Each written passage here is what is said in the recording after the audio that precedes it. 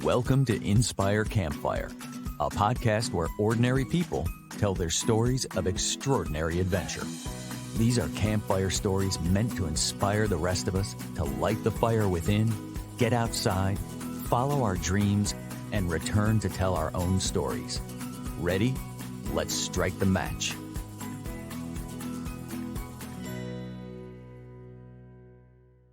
Welcome to the show. I'm your host, Scott Wurzbacher, and today we're going to talk about taking on a challenge, persistence, and setting new records. And for today's guest, this means setting the Guinness World Record for fastest paddle along the full length of the Mississippi River.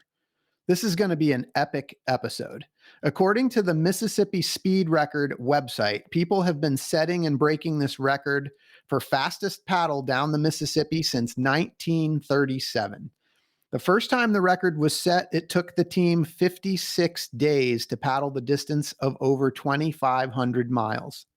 Scott Miller is with us today, and he is the leader of the Mississippi Speed Record team, who made their attempt this year, 2023.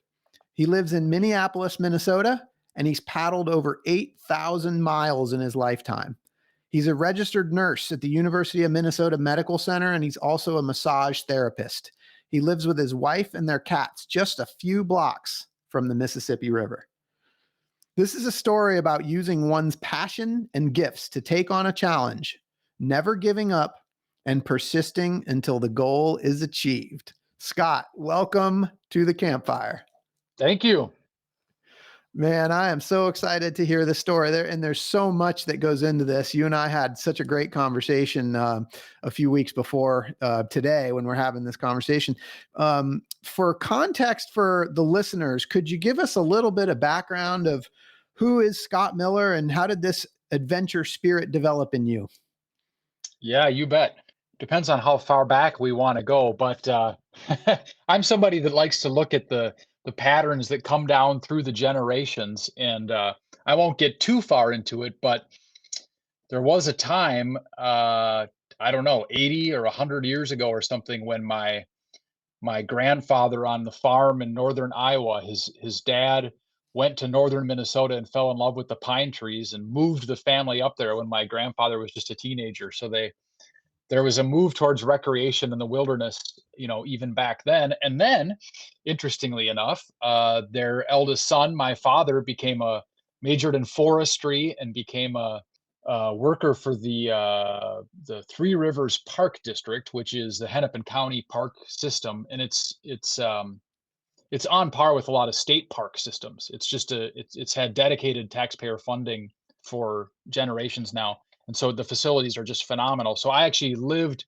on a dirt road in the middle of this massively large, beautiful park in Hennepin County, which is the largest county in Minnesota, for the first 8 months of my life. The poison ivy vines grew 6 feet high in the back. And I don't remember this, but then we moved to a new development being built in the cornfield just to the east of this park. It's all safely within the suburbs at this point, given 40 some years of development. But it's still a park that's I think it's 30 miles by 30 miles.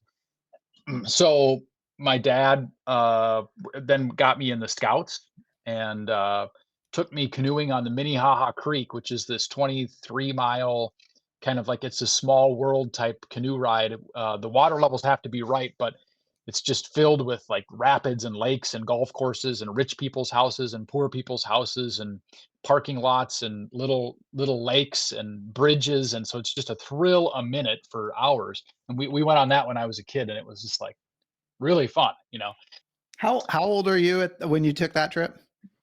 8, probably. Yeah. Awesome. Yeah. We actually flipped to the canoe, and my dad freaked out. My brother and I were floating in the creek and in the rapids, and all our stuff was floating down the creek. But we've no disaster, actually. I think the canoe actually snapped in half, and my dad had to fiberglass it back together later. So he was a little concerned, but we were wearing our life jackets and all was well. Yeah, I love this. And I have to say, so first of all, obviously this is paddling in Minnesota or in your blood through generations. And I have to add, and you and I shared this, but just to kind of remind listeners, this whole podcast was really born and inspired out of a canoe trip that I took in the Boundary Waters of Minnesota. So near and dear to my heart here. That was sort of my first experience paddling and portaging, and yeah, just great stuff. And that's why I'm so excited about this story. Was there, so obviously it was in your blood, but do you remember sort of a moment when you were like, you just knew that this kind of a lifestyle was for you, and that this was something that was just a passion for you? Honestly, I worked for the Scouts in my 20s, and my best friend Todd Foster and I ran a winter camp together. And as we were becoming kind of best friends, he had grown up in the Scouts and done a lot more paddling than I had. And he said, "Hey, we should go on a Boundary Waters trips." And I had never been to the Boundary Waters, and I was like, "Yeah." So I loved all the prepping, and I got books on the Boundary Waters and books on the different, there's hundreds of different canoe routes, and I liked doing all the planning. We were independently poor in our 20s, and I we planned a 10-day trip, and it's like, well, all the food and all the gear, and we didn't have fancy gear at all, but it was like, this is an adventure, and I think that my friendship with Todd, and then we started paddling on rivers, and certainly, so it's from my friendship with Todd that I think the lifestyle was cemented. Yeah. Yeah. Yeah, I love it. Okay, so how do you go from that to this decision that we're going to go for a world record? Well, so Todd and I in 2003, we were running this winter camp, and part of the theme was to learn about winter explorers. So he was at the library researching winter explorers, and he came across the book Canoeing with the Cree, Mm, which is like the quintessential Minnesota adventure story written by Eric Severide about his trip from Minneapolis to Hudson Bay, where the polar bears live. And Todd read this book and he's like, "We should do this trip." And so I was like, "That's insane. I can't take an entire summer and just go off into the wilderness." And then I thought about it and I was like, "Well, you only live once." And once I committed to it, then it takes months and months. But once you commit yourself to a really big goal, I find that fascinating. Then everything starts to fall into place. But it takes that leap of faith to commit yourself to a big goal first. So in 2005, we did this grand expedition. It was not for speed, but it was a 2,000-mile expedition from literally his backyard to literally where the polar bears live. So like from the very familiar to the very exotic. It was totally awesome. And then years went by and we used all the fancy gear we had gotten for that trip to have fun on rivers and things, but never another grand voyage until 2018, I think, when I heard about some guys trying to set this record. I had never heard of this record before. I had paddled on the Mississippi and knew how enjoyable it was. But as soon as I heard the record, it was like, I think I could do that. I'd never before in my life had I thought, I think I could do that. I could set a Guinness World Record. Turns out I was right. Well, I loved that when the first time you and I spoke, that really jumped out at me because you said, I don't consider myself to be an elite athlete, but when I heard about this, I thought to myself, I can do that. And that just it really triggered for me. And as I've thought about it, I think that on some level, I had the feeling like when you do something long enough, the athletic piece of it is still really important, but the other pieces of teamwork and cooperation and planning and good communication and strategy, all of that becomes more and more important. And I thought, I think I can get myself in good enough shape and learn good enough paddling technique, like marathon paddling technique. And I think I have a lot of these other skills around organization and teamwork. And, I was thinking about it, it's like, you can name, all of us can name dozens, if not hundreds, of athletic accomplishments that the world pays attention to. Super Bowl winners, winner of the Tour de France, Jonas Vingegaard. I was just watching the Tour de France. Um, but how many of us can name records for teamwork? Yeah. And it's like this was a way to sort of sneak that in, because I think that was the great strength of my team was our, not just our teamwork, but our communication, our ability to be vulnerable and lift each other up. So I think we were modeling a different, not just a brute kind of, competitive, like we're just so genetically gifted and so strong that we can set this record through sheer athletic force. No, this was something a little different than that. Hey everyone, it's Scott here. This podcast is a passion project for me because I absolutely love adventure. And it's thanks to the effort of my residential real estate team here in Charlotte, North Carolina, that many of you know as the W Realty Group, that this podcast gets funded. This awesome group of people have unmatched levels of competence and caring for our clients. If you know of anyone looking to buy or sell a home, our team serves the Charlotte, North Carolina market, but we can also help you find an agent anywhere throughout the US or Canada through our highly connected network. When you support our real estate business, you are also supporting this podcast. Thanks for listening, and thanks for your referrals. Yeah, I mean, I love this. I want to get into this, like kind of the logistics and the adventure itself, this 2,500-mile journey. But I want to go back to something that you said first. So when you were considering this trip up to the polar bears, you said that, it's this 3-month journey, and initially you thought, I can't do that. It was just kind of like you read this book, but you kind of wrote it off. And then you said, wait a minute, you only live once. And so for that, there was this, no, I can't do that. And it took this sort of convincing. And then fast forward to the world record when you looked at it and said, I think I can do that. And I'm just curious sort of what changed in between the two, but I also am wondering like the thought process that you went through when, like, how you got from I can't to you only live once. Well, I think I was borrowing my friend Todd's confidence. I mean, he at that time in particular was able to think. He had more confidence than I did and was able to have big outlandish thoughts and not immediately dismiss them, which I think is what a lot of us do, and myself included.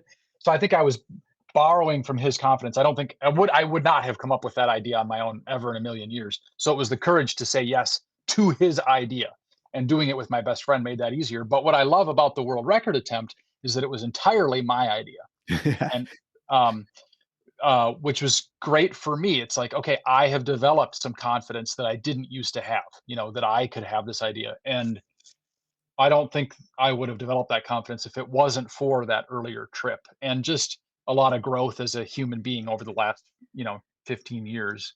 Um, and I sort of recognized it like, oh, you're having an idea that you could easily dismiss, but maybe don't dismiss it. Maybe stick with it.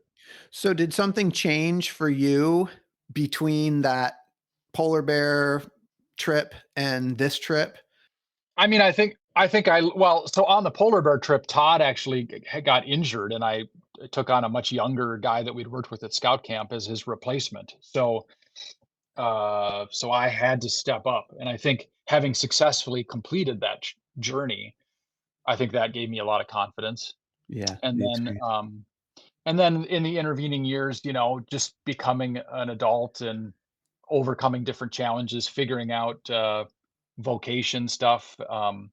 Frankly, I guess the other two big things that happened is shortly before this record attempt, like just in the last few years before the record attempt, I figured out a mid-career switch. So I had been doing more random jobs, which was fine, but it wasn't a settled thing. And I became a registered nurse. And at nursing school, I met my wife. So I went from a life where I sort of depended on these adventures as like the thing that was the most meaningful thing, and maybe the rest of my life wasn't as fulfilling. Whereas now, my whole life is fulfilling, and I feel like I have a good, well-rounded life. I have a house, I have a wife, I have a good job, and the cool thing about this adventure was, okay, it's short enough. Like if I can become in shape enough, we should be able to get it done in 17 days. I don't have to entirely disrupt my entire life to do this. Just build up enough time off that I can take, excerpt it off. And yeah, so it was kind of perfect. It was like just when I figured out the rest of my life, then it was like, here's the perfect adventure that will fit into this life. Yeah. And I just have to stop and just honor something you said. You said, my whole life is fulfilling. And this is like a whole thing. You talked about your house and your wife and your career and this adventure and like this sense of fulfillment, but it's a whole fulfillment. And I want to just take a second to honor that because I think that's amazing. It is. It's really wonderful. I think at the time of the Hudson Bay trip, it was like sort of like, oh God, this amazing adventure is over. And now I have to go back to my regular life, which isn't as fulfilling and isn't as I haven't figured that out. And so it's nice to have figured life out a bit more and still be able to include adventure in it. It's not like I had to give it up, to be able to have your cake and eat it too. Yeah, It's really nice. it's a real both and. It's amazing. All right, Yeah. Scott, there's a real story that goes into the evolution of this whole thing. And I want to hear the whole story, and I want listeners to hear the whole story. Again, for context, can you walk us through what it takes and what this paddle kind of looks like? Can you kind of describe the journey itself? I mean, it is truly an epic adventure. I think it hits me in the same way that a J.R.R. Tolkien, like a grand epic voyage, like Bilbo's leaving the the Yeah, Shire. love that. That's a Um, great analogy. yeah, and because the character of the river changes so much too, I love that it's not just the same thing, particularly in the first 4 days. So I don't know. I guess I could describe the river a little bit. Yeah, please. It's 2,300 miles, and the great thing is Minnesotans, we love our state and we love our 10,000 lakes, but we don't think about as often the Mississippi River, which begins in Minnesota, and of the 10 states that the river flows through, the the most number of miles is in Minnesota. So it's really a big part of our state. If we didn't have 10,000 lakes, I think maybe we'd call ourselves the start of the Mississippi state, or Nice. something. So it's like almost 700 miles just in Minnesota because it curls around through so much of the state. And it starts in, the northern forest, the coniferous, the same forest that's in Canada, that's in the northern part of Minnesota. And in my practice paddles, I've heard wolves howling within the first hour Yeah, of the start from Lake Itasca, which is this yeah. iconic location, and it's pretty small. It's just a little creek for the first 50 miles. Then you get to the first town, which is the city of Bemidji, which is very much a forest town, a lumberjack town. There's a huge statue of Paul Bunyan and Babe the Blue Ox there, and it's very much on Lake Bemidji in northern Minnesota. It's just very much a forest town. And then you have three huge lakes you go through, and then you go through a big Indian reservation. You go through still pretty remote areas, and it's 500 miles until you get to the Twin Cities. 500 miles until you get to the commercial river. So a lot of people that live on the Mississippi from points south, they see barges, they see locks and dams. They think of it as a commercial, industrial, dangerous river. But there's 500 miles before you get to that section. So that's a whole 4 days if you're going as fast as we were of a certain kind of adventure. Then you hit Minneapolis and St. Paul. Now you're in the commercial area. You've got 29 locks and dams between Minneapolis and St. Louis, and it's a whole nother world. You've got bluffs, beautiful bluffs. You go through this place called the Driftless region where the glaciers didn't go. You've got these pools of water. Every pool is numbered between the locks. So after you go through lock one, you're in pool one. You go through Iowa. That's a whole journey in itself. Then you get to St. Louis, and then it's 1,000 miles of free flowing river, no more locks and dams, but massive, massive barges.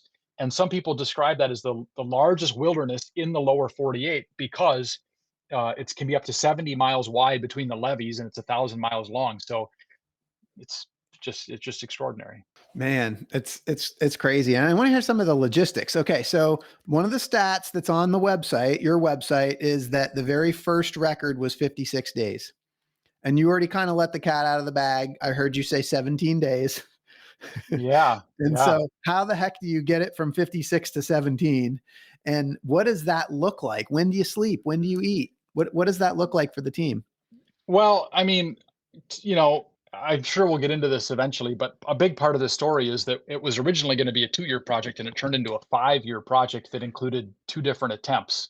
So there's all kinds of reasons behind that. But that meant that the strategy that we were employing really changed and evolved over those 5 years through different training trips and the one attempt that was almost successful.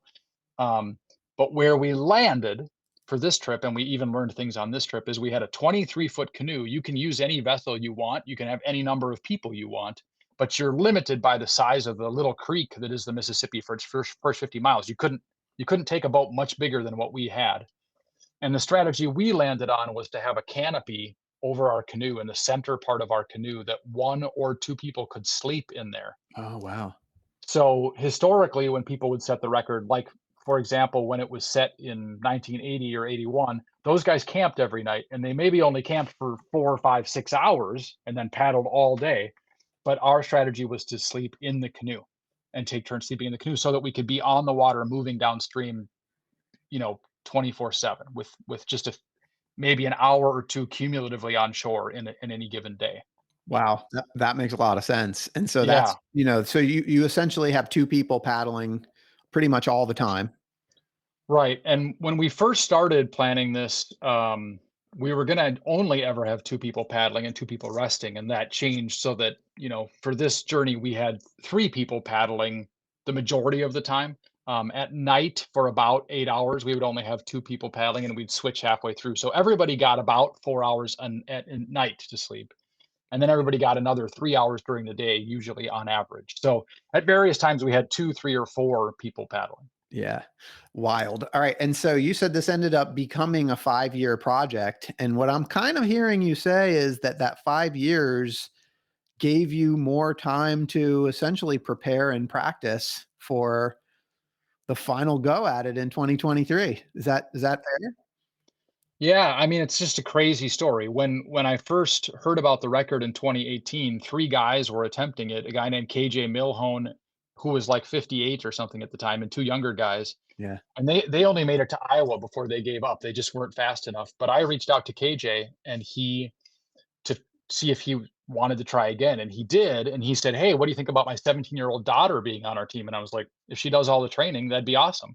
So then we recruited another guy from the internet and set about doing training trips and practicing. And then so that was in 2019. And then we were going to do a 2020 attempt. And then the coronavirus came and totally scuttled our plans because at that Yeah. time there was stay-at-home orders, lockdown orders, Mhm. and KJ wanted to still go in 2020. I think for a number of fair reasons, and he felt like I was breaking my agreement that I had made to go in 2020, and I said yes, but I'm doing the global pandemic special clause here that Yes. I'm couldn't have anticipated. So we had a falling out, unfortunately, and he wanted to still go in 2020. He tried to put together a team and he couldn't. So then we actually had rival teams in 2021, Nice. and I think the competition made his team better and made my team better because we were inspired. We were like, we have to be better than them. And as part of their sneaky strategy, they tried to leave 2 weeks before. They did leave 2 weeks before us. So I should explain. There's this whole thing where basically you want to leave as early in the spring as possible because the odds are you'll have higher water, which is faster water. But you can't leave until the ice melts on Lake Winnibigoshish in northern Mhm. Minnesota, and it doesn't melt on average until like April 23rd or 25th or something. Okay. But in any given year, it might melt in March or it might melt in late May. So ideally, you'd have all the time in the world and you just leave the day after the ice goes out. But my strategy was to rely on a very robust support crew and all these volunteers. And so we had a very specific window. So Yeah. we were always saying we're going to leave May 3rd, May 3rd, May 3rd. Well, in 2021, they had more flexibility because they didn't have as robust of a support crew in part, but they just had a different approach. They left 2 weeks before us. They set the new record. The record had stood from 2003 to 2021 when they broke it. They broke it by almost 8 hours. And then we set off 2 weeks later. And by the time we got to Iowa, we were like 5 hours behind their pace. Then we switched up our strategy so that we would actually be sleeping more, which was kind of counterintuitive. We slept more and then we started gaining on them 2 hours a day. By the time we got to Louisiana, we had a 7 hour lead over their record and we were optimistic. But there was a tropical depression in the Gulf that spun up 30-mile-an-hour headwinds for days. And we were battling and battling and battling and losing time. And as we were approaching New Orleans, our lead had dropped from 7 hours all the way down to a tie. And the waves got so big that just around midnight, they overtook the canoe. We called the support boat over. We were trying to figure out what to do, and it literally sank out from under us. Wow. The waves were so bad, we couldn't rescue the canoe. We were like, just let it go. And the little houseboat we were on that served as our support boat, that was captained by a very experienced pilot who'd sailed ships all over the world. He could not even pilot that thing to the nearest boat ramp that was 10 miles away because the seas or the Wow. river was so dangerous. So he ditched out on a little piece of sand, the only piece of sand next to an alligator swamp, in between chemical plants, and we spent the night there and finally got off the river the next day. Man, So that's crazy. Okay, so because they left 2 weeks before you, they were almost done when you guys were getting started. And so, right. did you know that they had set the new record, like Oh, essentially when you were getting started? 100% we did, because they used the same tracking system that we did that had a public feed. So they pinned, their location was pinned every 2 minutes. So I don't know that they realized this, but one advantage we had, because they left 2 weeks earlier than we did, we could see exactly how much time they were spending on shore, Mm, and we knew that we could spend less time. That was we weren't really any faster than them. We had a little lower water levels, but we spent significantly less time on shore, and that so we exploited that and yeah. almost broke their record. Yeah. But you told me the first time that we spoke that part of this thing is, yes, there's an athletic ability involved, but a lot of this whole thing, in addition to the teamwork, is luck. Right, and And we encountered that this year. So, with climate change, everything is more variable, and that includes the river water levels in the Mississippi River, more unpredictable, more floods, more droughts. And so, like last fall, like just a year ago, the levels in the Mississippi River were dropping, dropping, dropping. And last fall they were so low, they were barges weren't able to go. There's this place called Tower Rock, I think it's called. It's this really cool rock formation in the river, and people were able to walk out to it, which you normally can't do in Missouri. And everybody was like, "Oh my God, you guys are going to be totally screwed." And I was like, I'm looking at the historical record, and I'm like, it is often in flood stage in a spring following a drought winter, so we can't draw any conclusions. And then, sure enough, it was like record high water levels for us for our attempt this past May in Minnesota and Iowa. We had just unbelievably wonderfully high fast water. So, and then the three things you have to get lucky are: you have to get lucky with the weather, especially the wind. You don't want to deal with a ton of headwinds, and you don't want to deal with lightning storms. And we got very lucky on that score. And then you have to get lucky with lock waiting times, because you got to go through 29 locks and the got it. barges have priority. So sometimes Yep. you have to wait for hours. And then the third thing is the water levels. And we got very lucky for the first half of the river. We had great water. The second half, we had decent to even not, like, definitely not ideal, because when the Ohio River joins the Mississippi, it doubles the flow. And so, if to get lucky there, you get a big push from the Ohio, which is what happened in 2003. We did not have that. So we built our lead in the first half of the trip, and then we just held on for dear life the second half. I mean, the weather knocked you out in 2021, and you guys must have been devastated. Like, what did it feel like, and did that fuel you? And how did we get from that in 2021 to trying again in 2023?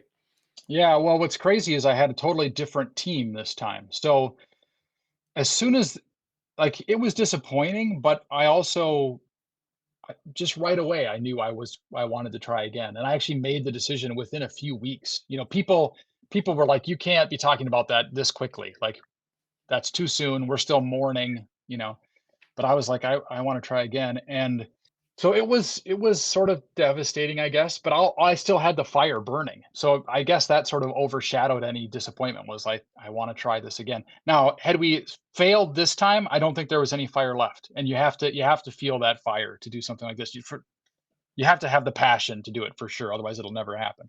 But So 2021 essentially ended up being like a practice run for you. totally, totally, and we learned a ton, and that team was very strong. My teammates were really strong. My teammates this time all had better paddling resumes for long distance races. So on paper they were better, but in retrospect, I'm not sure that they had better resumes. They were great guys. We got along really, really well. Um, but the first team was also great, and we just really just didn't we just got unlucky. So it was on the shoulders of the first team that the record was set in this most recent attempt, for sure. Yeah. So this is where there's the challenge aspect, and then there's the persistence aspect. And in 2023, you decided you're going to go for it again. Like, we're going to keep going until we get this thing. Well, I want to talk about the team. How did you pull this team together? Yeah, so the team for 2023, so when when it didn't happen in 2020, when the attempt didn't happen, we signed up for this race in Missouri called the Missouri River 340, and it's just this remarkable. It's an absolutely remarkable event. And actually, the guy who started that race some 15 or 16 years ago, his name is Scott Mansker, and he had a dream. And the first year they did this race, it's on the Missouri River across the state of Missouri. The first year they did it, they had under 10 people, and now they have like 1,000 people that do it. And it's like this beautiful grassroots. It's not a corporate feeling event. It's a community feeling event, and there's like half the field has done it before, and they're coming back and doing it year after year. And they organize their whole exercise plan for the whole year around this race, and it gets them out having this big goal. This is what I experienced too, is having this big goal gets me out paddling way more than I ever would have. Like, I got to go paddling today because I'm training for this thing. And so we went and did this 340-mile race, and it was so inspiring to see 1,000 people out on this river having fun. And much like a marathon, everybody has their own goal. Like, Hmm. only 10% of the field is probably competitive to win anything, right? So other people are like, well, I'm just going to get under 60 hours, or I'm going to get under 50 hours, or I'm going to get under 40 hours. And you got people doing it with their kids, people doing it in aluminum canoes, pedal kayaks, stand-up paddle boards, very expensive boats, very cheap boats, homemade boats, just incredible. And then I went. The guy I was one of the guys that was on my four-person team for that event asked me if I would paddle the Alabama 650 with him, which is an even way more crazy paddle race. And these ultra long distance paddle races are a very niche world. There's Yeah. not a this is a very niche world. But that race was extraordinary. And the guys that held the record in the Great Alabama 650, Paul Cox and Joe Mann, I met them and I just immediately thought, okay, they to me, they epitomized for me this example of people who are very athletic, but also have great senses of humor and aren't overly competitive. And they're genuinely kind, Yeah. open people who can talk about their feelings and have some vulnerability and can really exemplify the kind of teamwork that it takes to succeed in an ultra distance endurance event. Right away, it was just clear. These guys, and I had actually asked them to be on the 2021 team, and they couldn't do it because they plan out their racing calendars years in advance. But when things fell through, I asked them, could you do it in 2023? And by then, they knew, because many people had followed along, that I had a good resume then. Like, Yeah. oh, this guy now has Yep. almost set this record. And so they committed. And then Joe Mann was kind of the key to this whole thing, because he then suggested that the fourth person be Wally Werderich, who he knew from the racing world. And then eventually, for our backup paddler, he suggested Judd Steinbach. And as it ended up, for various personal reasons, Joe had to switch spots. So Judd became on the team and Joe took the backup spot. But that's how the new team came together. Yeah, now this is an all-star team. These are very, very strong and qualified paddlers. This was a team that was going to get this thing done. But one of the things that you talked about when we spoke last time, in part of making this thing work, was the connection, just sort of the camaraderie and the connection. Can you talk about that? I think we all came to it with these are the kind of guys that were on the team that are they're very experienced, very good athletes, but they all have pretty well-rounded lives, and they're all open about different sort of adversity that they've had, either personally or in their family. So they're not relying just on testosterone. They like, even though they've got that in spades. So I think they all brought that to the table. And then we did bond through some of the training trips that we went on and learned how to work together as a team and learned how to lift each other up. But the ability to be able to recognize when another guy needs a hand, or to recognize in yourself that you need a break and not be too macho about it, was just really important.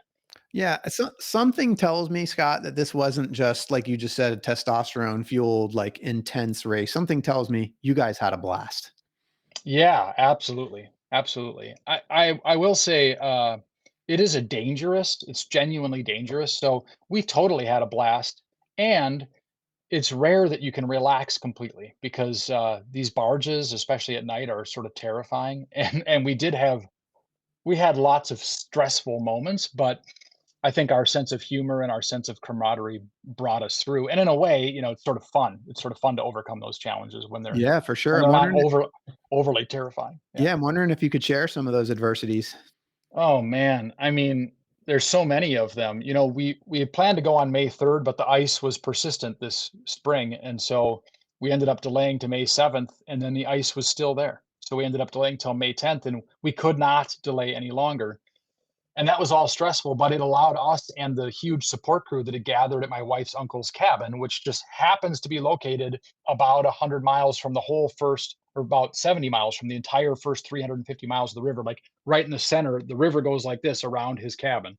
So the support crew could base out of there for the first few days. So we're all at this cabin and we're just like, we were ready to go on the 7th, and then we had to delay until the 10th. And those extra days actually served us really well because we were way more ready by the time the 10th came around. And then thank God the ice went out just in time. So we had to overcome all that stress. And then, we get to Lake Winnebagoshish. It's a 14-mile crossing. It's only 30 feet deep. The waves kick up. People have died on that lake. Many people have died trying to cross that lake. And we had glassed water for the first 2/3 of it, but then the waves kicked up, and the ice went out the day before. The water is freezing cold, and we were taking water over the gunnels, not very much. So, I, you know, were we really in danger of losing our lives? No, but we were closer than we wanted to be. I mean, just we go from like everything's great, and then okay, no more having fun. Like we got to get off this lake in one piece here. And then, we had about 30 hours of rain around the Twin Cities, and we were cold and wet and miserable. And we actually figured out that we had a lead at that point, and we stopped at the Treasure Island Resort and Casino, which is a native-run casino, a Dakota-run casino. And I didn't realize they have their own marina that's in a backwater. So if you leave the main channel of the river, like we left the main channel, we went in there, jumped in their showers, and got right back on, which was just fun. Nice. And and then we get to Lake Pepin, which is one of the other large lakes the river flows through, and we had unrelenting headwinds for that whole 5 hours. And I was in the bow, which is your engine, and like the other guys are more athletic. They should have been in the bow, but I was in the bow, so I got to be the engine, which was fun but also stressful. I had waves crashing over my face and chest every few minutes for 5 hours. And I remember at one point I was like, guys, can we just stop on shore quick and I could take a leak? And they were like, no. And I'm like, oh. And then I remembered that, okay, I can set my paddle down and take a leak in the canoe. Even though these conditions are extreme, they can handle, like, normally that's not a problem, but in these 3-foot, 4-foot waves, it didn't feel like I could do that, but I actually could. So that was probably the most physically demanding part of the trip for me. And then we had a night of fog that was incredibly difficult to deal with, and we had a scary time at Lock 15 and these really heavy currents that threatened to pull us through the dam. And then we had some incidents with barges that were somewhat close calls, and other times of headwinds, and yeah, lots of things. And I'm envisioning the mental side of this. Like, to what extent did fear and doubt come into play at all for you? Yeah, I have a distinct memory of late one night. Well, not that late. It was like 10 o'clock at night. It was dark, and the wind was whipping, and there was barges around, and we had 2 support boats with us that really helped a lot because they could communicate with the barges and the locks and help keep us safe. And it was time for us to find a place to land on shore and switch positions in the canoe. And we ended up on some island, and the wind is roaring, and the support boats are stressed out because they're not sure they can get into this island because it's a little too shallow. So we're trying to help them, and everybody's just totally exhausted. Sleep deprivation is probably the hardest part of the whole trip. And I'm looking at it and I'm just like, I don't know that we can get off this island. The waves are so big, and everything just felt like really stressful in that moment. And it was 15, 20 minutes. We're trying to figure out what's going on. And like some of the guys are like, we need to take a break on this island. Other guys are like getting pissed. Like, we need to get back out on that river right now. Because there was tension at times between more aggressive perspectives and more safety perspectives. Sure. Right. And in that was one of the acute moments for me, and we just got lucky. The wind died back a little bit, and we all got back on the river, and it was okay. But there was lots of times like that where you could feel some tension starting to develop amongst the guys. Yeah. And how about the confidence side? Like, how much of that journey were you dialed into hitting the goal and breaking the record? Well, fortunately, my teammates and I picked the right guys. I mean, I'm the kind of guy that once I set a goal, it never even occurs to me to quit. Like it's like not an option. I incapable of that, you know? So, and these guys were the same way. So there was just never any question. Yeah, I love that. All right, well, so Yeah. let's fast forward to the end of the, the 2300th mile, right? And you're coming home and you're getting ready to cross the finish. Can you talk us through that? What was that like? It was so much more extraordinary than I had ever imagined. Our support team, which was like 17 people or something on shore, and then these 6 more people on these support boats, we hadn't seen the shore crew much at all for days because we'd just been dealing with the boats. And so we missed them and they missed us. And we're south of New Orleans. The river turns back into wilderness. You're in the Delta. So it's really a unique environment. And the sun went down, and the support team really wanted to charter a boat so they could be there at mile marker 0, which is about 100 miles south of New Orleans. It's 20 miles south of Venice, 20 miles south of the furthest southernmost point you can drive to. So the only way anybody could join us at mile marker 0 was going to be on a boat. And they were trying to make arrangements, and they called up the commercial fishing places and stuff. Can we get a boat? Can we get a boat? No, you can't get a boat. It's the first day of red snapper fishing season. They're all booked. But what happened is everybody took their boats out and all caught their limit during the daylight hours, and the boats came back and they said, we got a boat. So they chartered a boat, and they put like 45 friends and family and support crew on this boat. And they joined us like 2 or 3 hours before the end, and we couldn't see them because it's dark, but we could hear them cheering. And without us even talking about it, all 4 of us, once there was about 3 hours left, it was like being in a wind tunnel hurricane. Like, I was in the stern and I was just trying to steer and hold on because the 3 guys in the front were just like, and we're all just totally exhausted. But the adrenaline at that point was overwhelming to have 45 people on our left side cheering for us and 2 or 3 other support boats, everybody cheering. And the river, is just terrifying at night. And eventually you learn to understand. And this attempt, I understood the river so much more even than the first attempt. 3 a.m. in the morning, you've got red lights, green lights, white lights, and can you decide which of those lights are 30 feet away, which are 100 feet away, which are 2 miles away, which are on shore, and which are barges, and which are bridges? And if you spend enough time on the river, you get pretty good at making those discernments, but it takes a long time.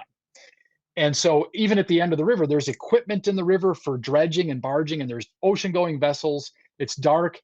The team that set the record in 2021, they got sucked out of a side chute in the last 20 miles, another place where bass fishermen have literally died getting sucked out the river because it's like this distributary delta area.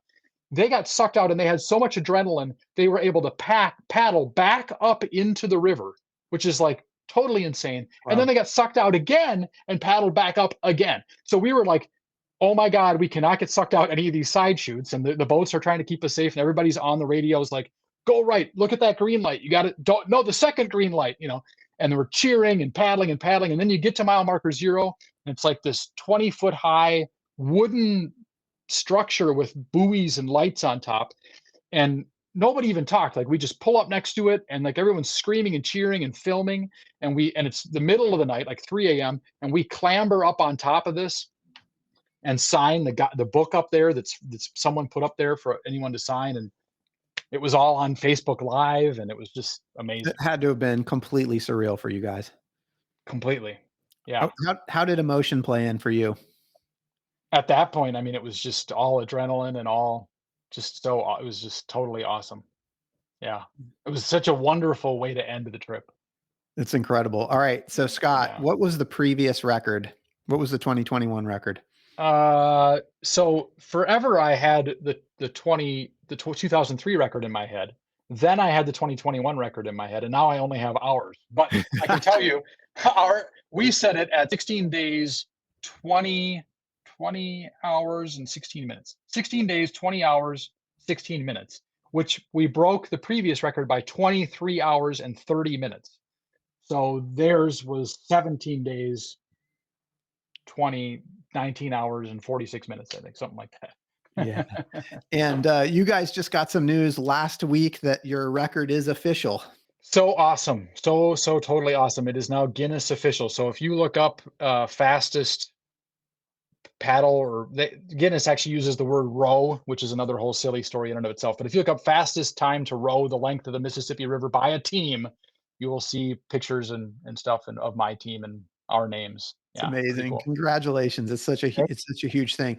I'm curious, what does it mean to you? Like when you kind of reflect back on all of this whole story, like your grandfather moving the family to Minnesota 80 to 100 years ago to today, like what's changed for you and what does it mean to you? Wow. Great question. I mean, to me, it's just incredibly satisfying that I know that I decided to do this, and to be able to make it happen is just a tremendous source of confidence for me. As somebody who hasn't always had the greatest confidence, that's the biggest satisfying thing for me, and also to know that we did it using teamwork and using, the support crew filmed a bunch of video and put it on our Facebook page throughout the whole trip, and I think we ended up having tens of thousands of people following along, and I think they followed along because they could tell that everybody was having a good time and was committed to the teamwork aspect of it. Yeah. And when support crew members talked about the trip afterwards, they said it was so incredible to be part of something that was so positive and where people treated each other so well. So if that's the legacy of it, that's awesome for me. I think that's Yeah. really cool. Yeah. Well, that's just a piece of your legacy because you've got some other things that are going on as well. What's next for you and what else do you have going on in the world of paddling? Well, two things. One, we had a documentary film crew come with us on this trip, and so I'm so excited to see what they come up with. The documentary is supposed to come out next spring. That's Uh, awesome. yeah, Wilderness Mindset was their name, and they worked their tails off getting all the footage, and they had some drone footage, and it's just really neat. So I'm excited about that. But the other thing is that my best friend Todd Foster and I, who paddled the Hudson Bay in 2005, and he was the lead advisor for the record attempts, we started a series of canoe events and kayak events on the Mississippi River in Minnesota because we wanted to share sort of the magic of the river, and in particular the magic of getting out on the river with other people in a boat you move yourself.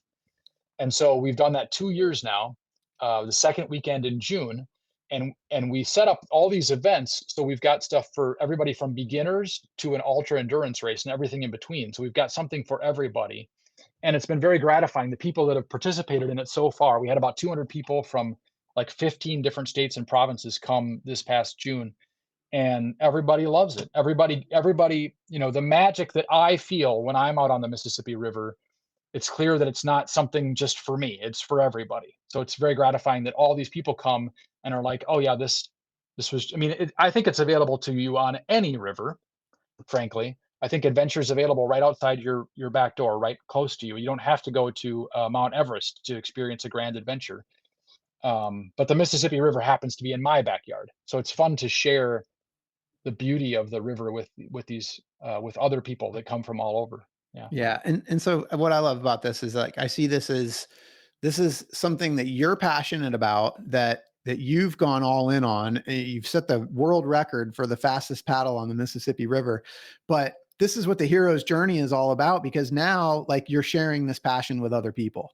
And so you've got this event. It sounds like you've done it 2 years. It sounds like it's going to stick, going to happen again next year. Yeah. Yep. Absolutely. Yeah. Yeah, and you have a website. Yes, twopaddles.org, TWO paddles.org has all the information. And we'd love to have people come to beautiful Minnesota. It's in June, and it tends to be very beautiful here in June. Not too hot, not too cold. Really nice. Yeah, and this is the Mississippi River Paddle Weekend. That's right. So, Scott, if people want to find out more about Mississippi Speed Record or you, what's the best way for them to do that? There's a couple ways. If you go to MississippiSpeedRecord.com, we got a ton of information there. That's our website. And then our Facebook page, if you just search for Mississippi Speed Record on Facebook, you'll find it. And what's cool about that is the support team did a lot of Facebook Lives every day of the trip. So it was like a television show, a reality television show for 17 days that a lot of people watched. And you can really get to see the different parts of the river and how everything worked. And then twopaddles.org is the website for information about the Mississippi River Paddle Weekend, if you want to come paddle with us in Minnesota. This is awesome. I love this story so much. And I want to ask you about advice. And one thing that I heard you say was that this trip and setting this record gave you confidence. And then you caveated it by saying, as somebody that hasn't always had that confidence. So I Yeah. wonder if you could speak to the people that are feeling that kind of pre-confidence piece where like, man, they're not feeling the confidence. What advice do you have for people that are inspired by what you do, but are kind of in that place where they're lacking the confidence? I think start small. If whatever it is you're trying to do, just start small. You don't have to set a world record. You don't have to go 2,000 miles, but start small and grow from there. I mean, that's why when I say it was a 5-year project, it's like all these little pieces had to happen over the years to build up to actually doing it. And then I think the other thing is, nobody really does very well on their own. So find someone who can help you in whatever capacity that is, whether it's a paddle partner or a strategy partner or someone just to encourage you or to talk things through, and find somebody for whom. I mean, that's the other big lesson I had to learn is many times I would feel guilty that all these people were helping me. Like, what have I done to coerce them into helping me? And eventually I just had to realize, like, they are having fun. They are genuinely enjoying it. This is an adventure for them. They are bringing their own expertise and their own passion to this project, and there's nothing wrong with that. So it's sort of, it's sort of cheesy, but that old phrase where like, what, I don't even know how to say it right, but by letting your light shine, you don't make everybody else's lights cower in the shadows. You invite them all to shine as well, and make a brighter light together. And I think it's sort of a cheesy phrase, and yet actually does seem to be true. Everybody that was involved with what I did over the 5 years really had an enjoyable time, and I learned from them, and they learned from me, and so yeah, that's Yeah, some advice. and they couldn't have done it without you. You couldn't have done it without them, and together, Right. all of you all have inspired other people, myself included. That's so great. That's I think that's wonderful. the beauty of it. So with that, you've lived this epic life paddling and creating this Mississippi River paddle weekend, breaking a world record. Like Scott, Hollywood's going to find out about you and they're going to make a movie about you at some point. And I want to know when they do, who's going to be the Hollywood actor that's going to play you in your movie? I choose Matt Damon. Yeah, I've always thought he was the intellectual man's action hero. Yeah. love it. I love it. Matt Damon. And what's your movie going to be called? Well, that's harder for me to think about. I don't know. This is cheesy. I wrote down "Listen to your heart" because none of this would have happened if I hadn't listened to that voice inside that said you could do this. And what I mean by that is listen to it, acknowledge it, and then actually do it. So who knows what is going to be passionate for anybody? It could be becoming a ballet dancer. It could be becoming an Antarctic explorer. It could be becoming an artist of some kind. Whatever it is. But I think it's making enough space in your life so that you can hear that voice and then paying attention to it when you finally hear it. You are So, speaking my language. That is what we're all about here at Inspire Campfire. It's about listening to that voice inside that calls us to adventure yeah, and having the yeah. courage to act. So, Listen to Your Heart starring Matt Damon. I'm going to go see that movie. It's going to be awesome. Yes. Awesome, awesome. Scott, thank you so much for sharing your story with me today. For those listening, I hope you have been inspired today as much as I have. I hope Scott's story has encouraged you to listen to the voice inside that calls you to adventure, because we want to hear your story next. If you have a story to tell or you need a nudge to create one, please send me an email. We'd also appreciate it if you'd help us spread the word by leaving a review and sharing or tagging Inspire Campfire in your social media. And until next time, I want to encourage you to get outside. Thank you for listening. Scott, thank you so much for being here. Thanks for having me.